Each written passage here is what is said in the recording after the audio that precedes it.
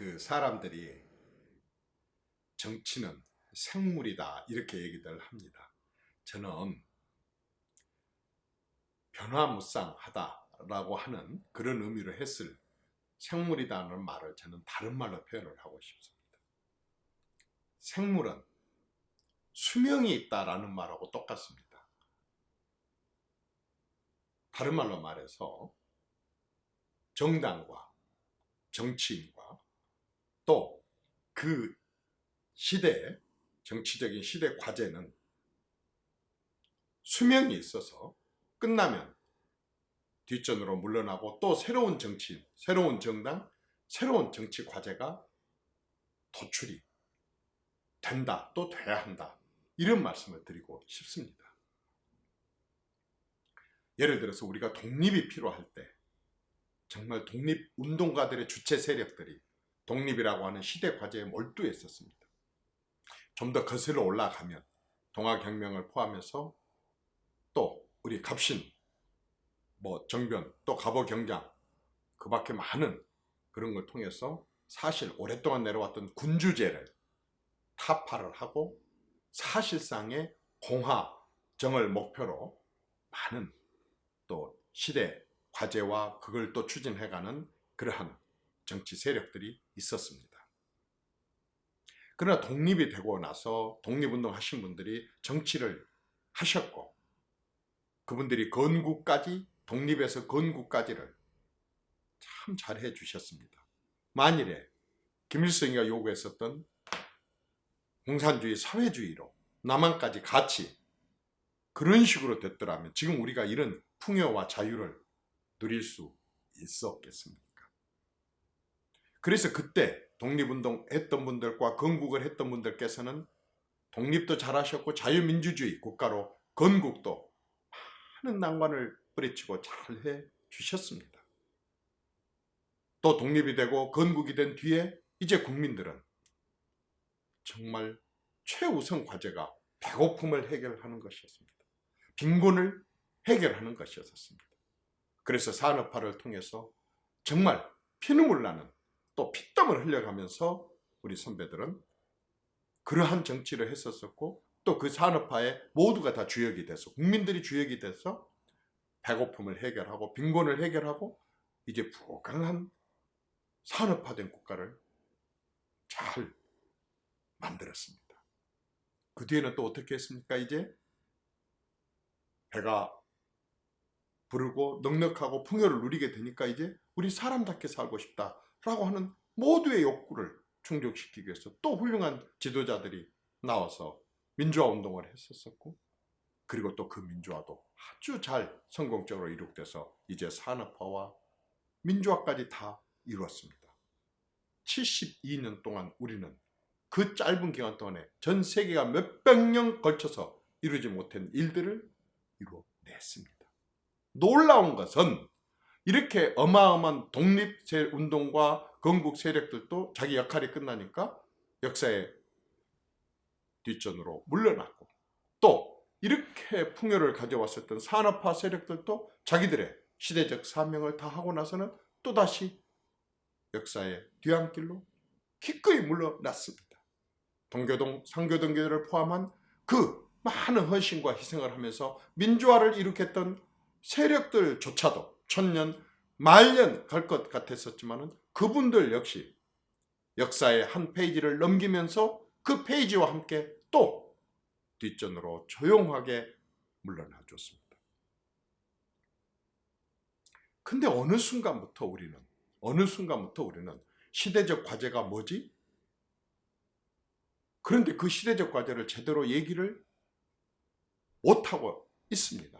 어떤 사람은 선진화다, 어떤 사람은 민주화다, 또 어떤 사람은 통일이다. 그 밖에 여러 가지 얘기를 하는데 백인백색입니다. 또 주체 세력이 누구냐 해도 뚜렷한 주체 세력도 나타나지 않고 있습니다. 그게 최근에 한 20여 년 동안 저는 이런 시대적 과제 도출에도 실패를 했고 주체 세력 형성에도 실패를 했다고 봅니다. 물론 일방적으로 허비하는 그러한 잃어버린 20년은 아니지만 그래도 혼돈과 혼선의 정치 시대가 20여 년 동안 계속됐다고 생각을 합니다.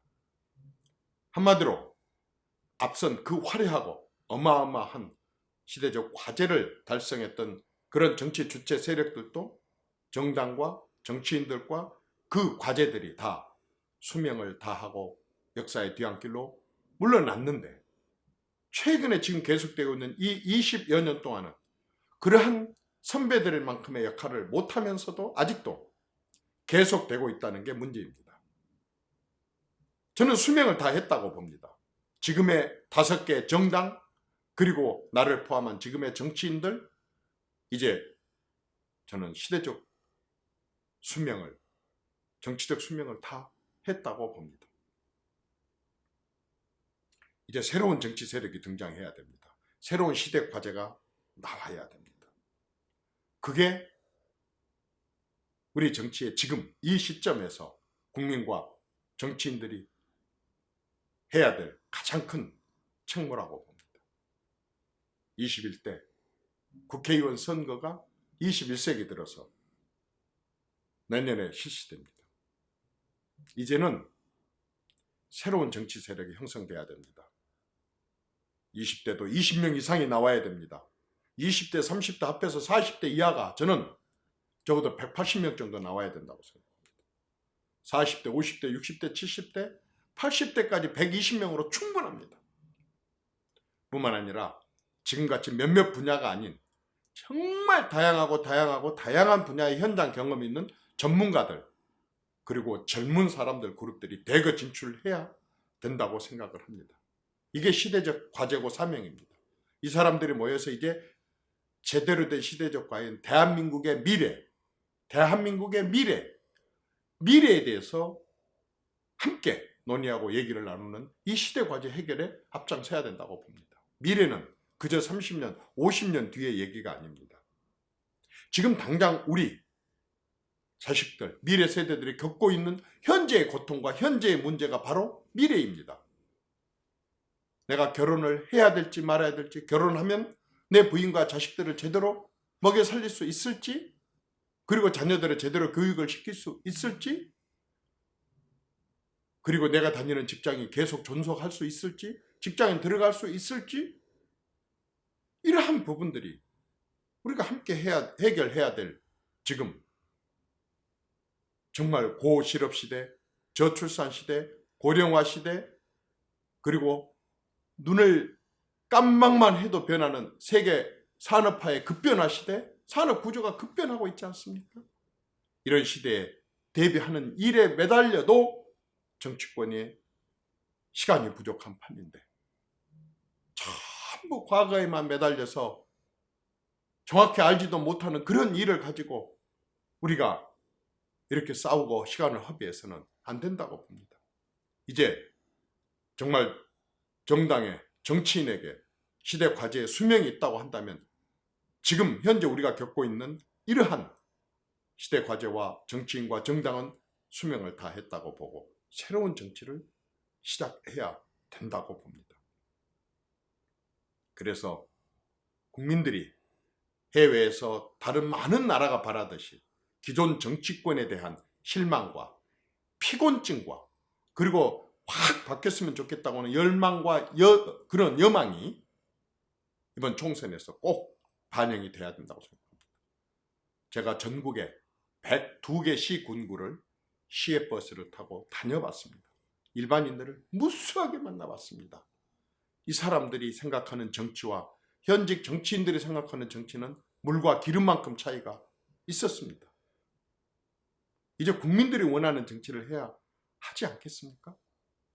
그러려고 한다면 판을 한 번 정도 갈아야 됩니다. 지금까지 우리 정치는 늘 국이 상했다, 그러면 국물을 갈자 해서 30%를, 40%를, 50%를 갈아왔습니다. 그런데 어떻게 했습니까? 계속 배탈이 납니다. 왜 그러지? 지금 살펴봤더니 국 안에 있는 건더기까지 상해 있는 겁니다. 거기다가 아무리 국물을 갈아봤자 되겠습니까? 한 번 정도는 건더기째, 국 그릇째, 통째로 판을 가는 그러한 국민혁명이 필요합니다. 그게 이번 총선에서 이루어져야 됩니다. 반드시 이루어져야 됩니다. 누구를 위해서? 국민을 위해서, 그리고 우리 후손들을 위해서 지금의 어른들이 반드시 해줘야 될 일이라고 생각을 합니다.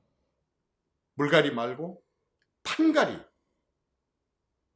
그리고 이제 정치적 수명을 다한 정치인과 정당과 그리고 시대의 과제는 역사의 한 페이지로 다 적어서 넘기고 새로운 페이지를 써야 된다고 생각을 합니다. 내년 총선에서 새로운 정치 세력을 형성하는 것, 절대적으로 이 시대에 필요한 기성 어른들의 역할이라고 봅니다.